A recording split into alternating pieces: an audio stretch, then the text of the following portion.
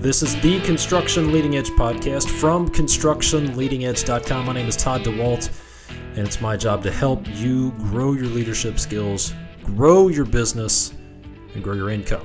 Today, you're going to hear about a sticky situation I got into related to a big emergency generator and how it connects to Donald Trump. Okay, but I'm going to get to that in just a minute. I've got a couple of resources here I want to let you know about. The first one is, if you're a construction business owner and you like this podcast and you want to go deeper, you want to figure out how to apply some of these principles that you've learned about on the podcast to your business so you can take it to the next level. If you want to maximize revenue, if you want to put financial anxiety and stress behind you and turn your business into a well-oiled machine, then you might want to check out my Construction Business Accelerator program over at constructionbusinessaccelerator.com.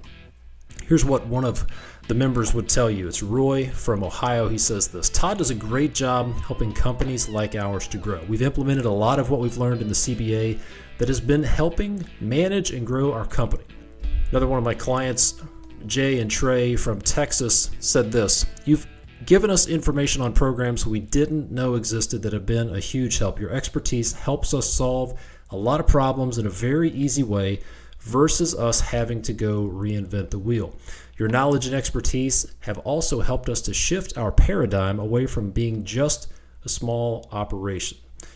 So for a limited time, when you join the Construction Business Accelerator, you're going to get around $9,000 worth of bonuses, including the Revenue Maximizer, where you're going to learn step by step how you can boost your revenue 26% next month without hiring more people and without finding more customers. You're also going to get the Sales Accelerator, where you'll get lots of practical tips and strategies to generate more leads, close more deals, boost your revenue. You're also going to get the project execution formula, and maybe the most important and powerful thing I can do for you, and that's the mindset upgrade.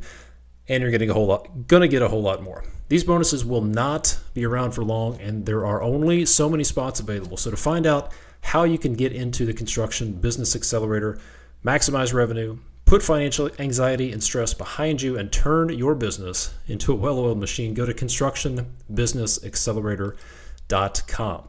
If you want to go even deeper with your business, if you own a construction business and you want some one-on-one help solving challenges, if you want to figure out what the vision is for your company, if you want to eradicate the chaos in your business, then I've got something else I want to offer for you. I'd like to invite you to take advantage of a special limited time offer for a free business breakthrough coaching session with me, where you and I will get on the phone and we'll do three things. We're going to work together to, one, create a crystal clear vision for your business. What is your vision and the direction for your business? Then what's the lifestyle that you'd like your business to provide for you and your family? Secondly, we're going to work to uncover some of the hidden challenges that may be sabotaging the growth of your business and keeping you working too hard without getting the results that you want. And then third, when we're done, you're going to leave the session renewed, energized, and inspired to get after it and turn your business into a highly profitable, revenue-generating, well-oiled machine. So if you'd like to take advantage of this very limited, totally free business breakthrough coaching session, all you got to do is go to constructionleadingedge.com/call. And lastly, right now I'm giving away my Microsoft project scheduling course for free.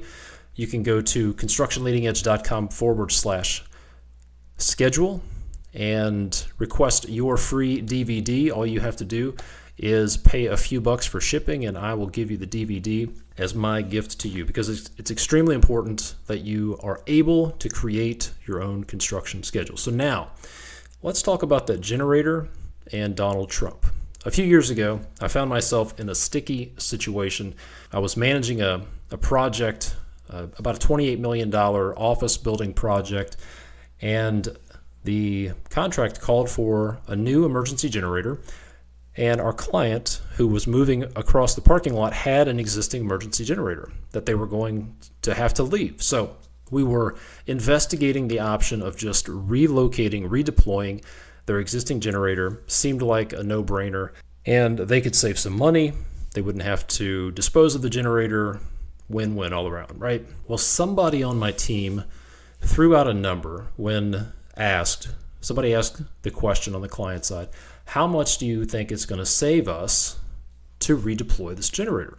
And somebody on my team said it should be around $400,000. Well, that sounded fantastic. Well, through the course of more due diligence and details and design and everything else, after we got through all of that, the final number was around $100,000. The final savings was around $100,000. Well, the client was irate. The client was mistrusting of our team. They were thinking that we were trying to screw them out of money, that somehow we were siphoning money away from them. And even though they were still saving $100,000, they were still pretty upset because of that $400,000 number that was thrown out. What does that have to do with Donald Trump? Well, when Donald Trump was campaigning for president, he threw out a claim and he said something like, we're going to implement immigration reform. We're going to build a wall.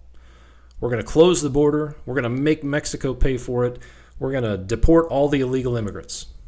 And then everyone got really upset, but then Trump backed off a little bit and said something like, okay, we'll build the wall. We're not going to deport illegal immigrants. We'll work all that stuff out, and maybe Mexico can just pay half of it. What do those two situations have in common? What does that emergency generator situation and Donald Trump's immigration reform policy have in common? Well, both were examples of a powerful negotiation technique known as anchoring. Anchoring. The definition of anchoring is it is a cognitive bias that all humans have that describes this common tendency to rely too heavily on the first piece of information offered when making decisions. Let me say that again. Anchoring is the cognitive bias that describes the common human tendency to rely too heavily on the first piece of information offered when making a decision. So what happened in my case of the emergency generator is that our client heard $400,000. No matter how unreasonable or unreal that was, that's what they heard, and they put a lot of information, a lot of reliance. They put a lot of weight in that because that was the first number they heard. Now, had we said, you're going to save about $50,000, and if we came back and said, oh, you're actually going to save $100,000, they would have been ecstatic. But because we started out with a high number, that first number they heard was the anchor, and that's what everything else was compared to. How does that work in Trump's situation? Trump threw out an anchor. He used anchoring, and he said, we're going to go to the extreme. We're going to deport everybody. We're going to build the wall, and we're going to make Mexico pay for it. Got everybody excited, everybody upset, and then he backed off and said, okay, I'm a reasonable guy. We'll compromise. He still got what he wanted, and he looked like a real reasonable guy in the process, but it was all because of anchoring. It's where he started out. He's doing something similar. He has done something similar since being elected as president with a travel ban.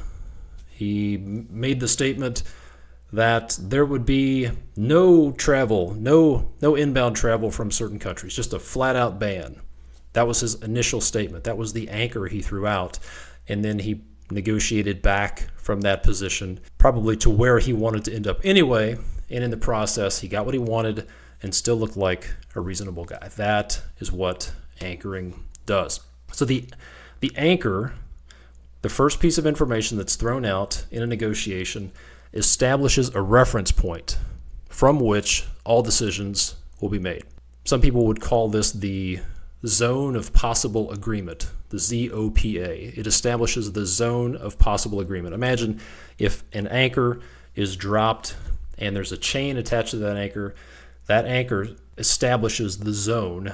That chain is the length of that chain determines the zone of possible agreement. So some people would say you don't want to be the first person to say a number in a negotiation, but actually in some cases it's better to throw the first number out because you get to drop that anchor. Let me give you a couple of examples of studies that were done to show the science behind this, because this has been proven over the past 40 years or so to be true. Here's one example that was done in 2006 on some MIT students. This came out of a book called Predictably Irrational. These researchers, again, working with MIT students, so these were not unintelligent individuals. Researchers had a group of MIT students, and they would hold up a bottle of wine or a textbook or a cordless mouse and then describe in detail how awesome this thing was. And then each student had to write down the last 2 digits of their social security number as if it was the price of the item. So if the last 2 digits were 11, then the bottle of wine was priced at $11. If the last 2 digits were 88, then the cordless mouse was $88. After they wrote down the pretend price, then they bid on that item. And sure enough, the anchoring effect scrambled their ability to judge the value of the items. People with high social security numbers paid up to 350% more than those with low social security numbers. People with numbers from 80 to 99 on average paid $26 for a cordless mouse, while those with social security numbers ending in 00 to 19 paid around $9. That's how anchoring works. Even though it was a completely unrelated number, a low number was associated with a low bid, a higher number was associated with a higher bid. Here's how you can get people to do stuff. This is the Donald Trump anchoring technique. Back in 1975, some researchers asked a group of students to volunteer as camp counselors 2 hours a week for 2 years. Okay, imagine that. They came up cold, asked people to volunteer as a camp counselor 2 hours per week for the next 2 years. Not surprisingly, they all said no. The follow-up question was, would you volunteer? Okay, you won't volunteer for 2 weeks for 2 years, or 2 hours per week for the next 2 years, but would you volunteer to supervise a single 2-hour trip? Well, 50% of those people said yes. Another group of students who were not asked to commit for 2 years were asked the same question, and only 17% said yes. So because that anchor was thrown out there, the anchor was 2 hours a week for 2 years. They said no. When they were asked for a smaller commitment, 50% said yes. So what that means is if you're ever in a negotiation, you want to make your initial request far too high. That's exactly what Donald Trump does. All right, so maybe you're thinking, all right, these are students, these are kids.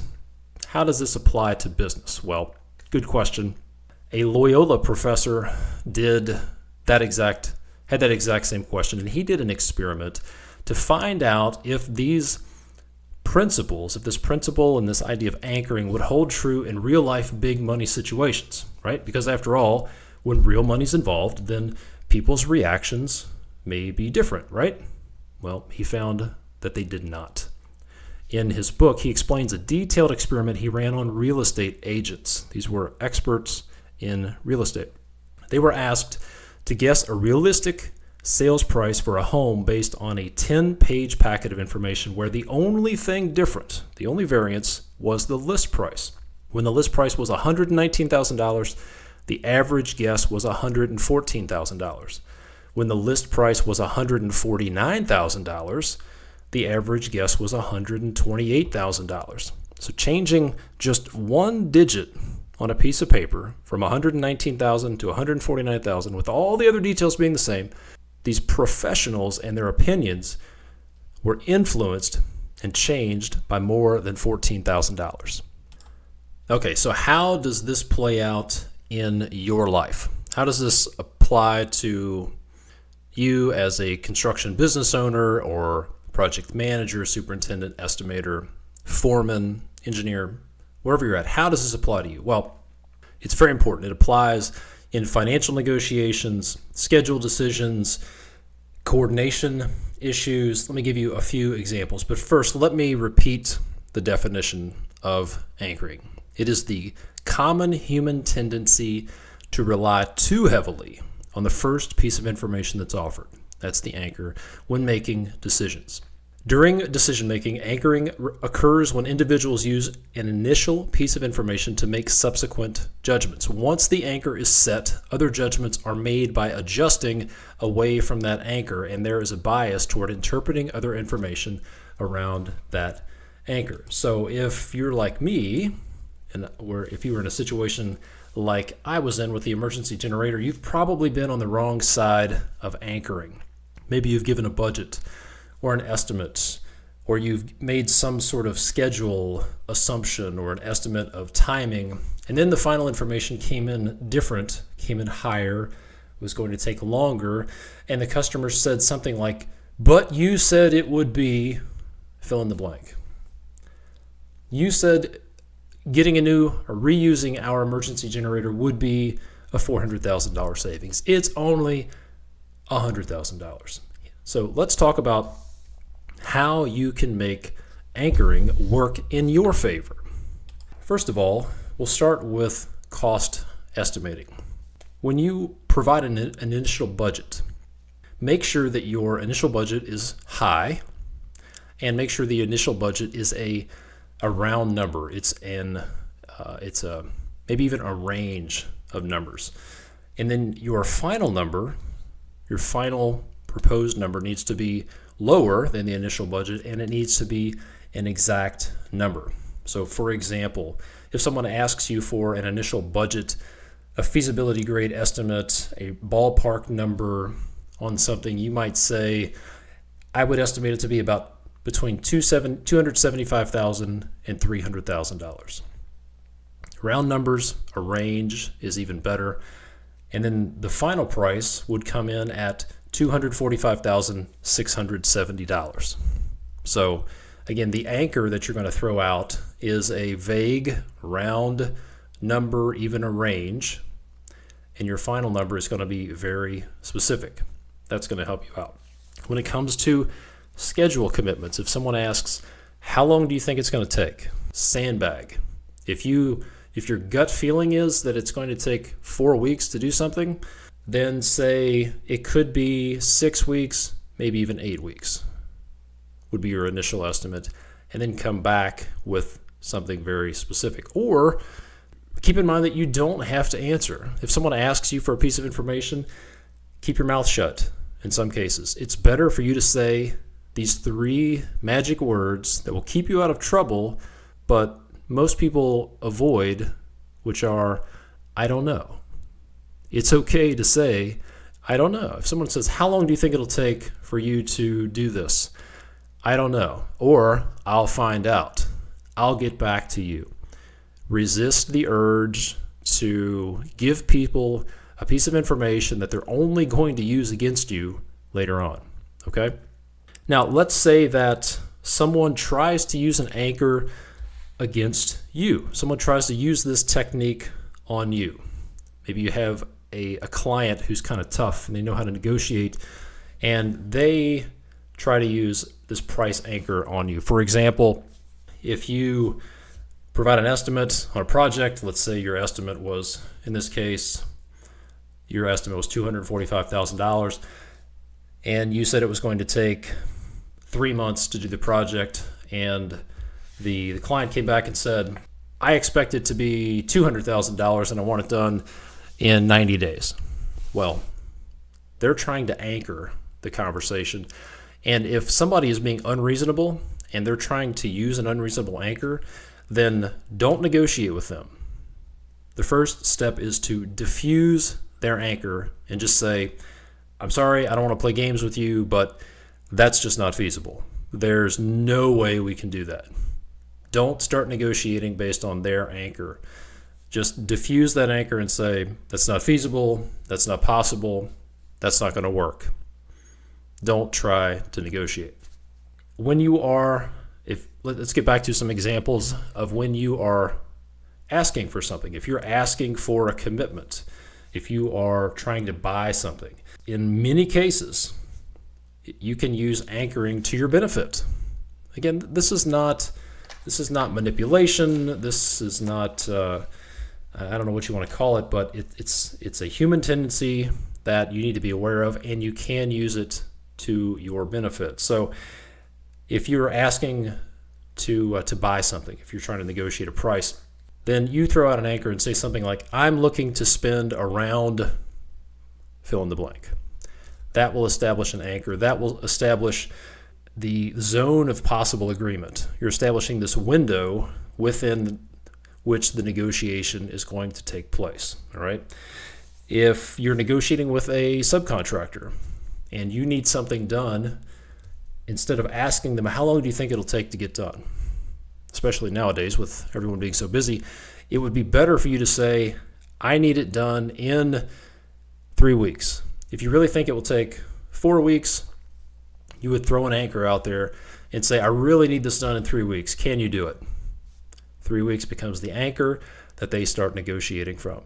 If you had said, I need it done in 8 weeks, they would probably negotiate from that anchor of 8 weeks. So use that to your benefit when you're asking people to make commitments. Let's talk about contract negotiations. Sometimes you get in situations where a client will be difficult. And here's one potential way to use anchoring to your benefit when you are negotiating with a client.